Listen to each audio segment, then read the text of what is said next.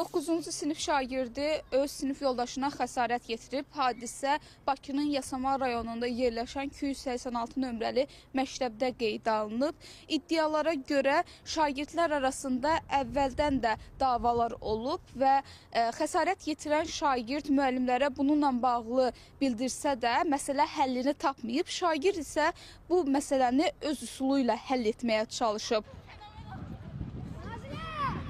Uşaqlar sıxışdırıblar da, problem hər kəsədir əslində. Uşaq hər kəsə deyib ki, müəllimələrə deyib, direktora deyib ki, dərdini deyib də. Autizm də öz xəstəliyi deyilənə görə.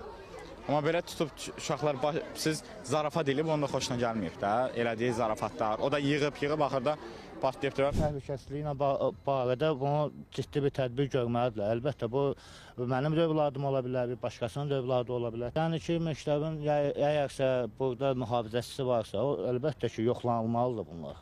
Yəni belə bir boşluqlar yaranıbsa, yəni olmamalıdır. Nə vaxt olub hadisə? Hava güclə bu günlər olub, amma da saat bir günortaya kimi belə deyək. İcazəniz var Bakı təhsildən? Yəni icazə olmaz. Siz bizi yoxlayırsınız. Necə bəs şagirdləri yoxlamırsınız? Onlar pulka ilə, kislata ilə gəlib bir-birini yandırırlar. Bilirəm, başa düşürəm. Direktorumuz da yoxdur. Direktor gərək ola da biz axı öz başına eləyə bilmərik. Biz də öyrənməyə çalışırıq. Məhtəl qalmışam. Həm birinci ona görə ki, ümumiyyətlə bu uşaqlar görəsən nə etdiklərinin məsuliyyətini başa düşürlərmi? Belə anladım ki, başa düşmürlər. Birinci ona görə ki, obyektiv səbəb odur ki, onlar uşaqdılar. İkinci bir tərəfdən də məktəbə, nə bilim, spirt gətirmək, daha sonra onu kiminsə üstünə tökmək və daha sonra onu yandırmaq. Çox ciddi bir mesajdır, çox ciddi tədbirlər görülməlidir. Ümumiyyətlə, bütün məktəblərdə bu kimi məsələlərlə bağlı vəziyyət çox ciddi nəzarətdə saxlanmalıdır.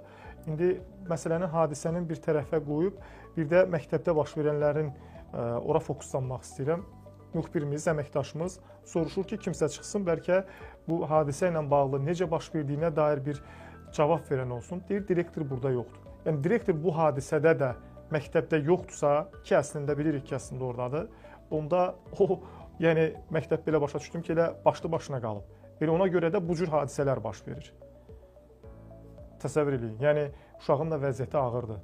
Yəni, uşaq bu cür ciddi yanıq xəsarəti ilə spirt, ardınca da alışqanı yandırıb və insan yəni alışıb yanıb. Hansısa bir formada yaxşı ki, o alovun qarşısını almaq mümkün olub və uşaq sadəcə ölməyib. Bu çox ciddi bir problem, çox ciddi bir məsələdir ki, indi dediyim kimi uşaq ola bilsin ki, bilməyib. Amma uşaqların məktəbə nə gətirdiyi,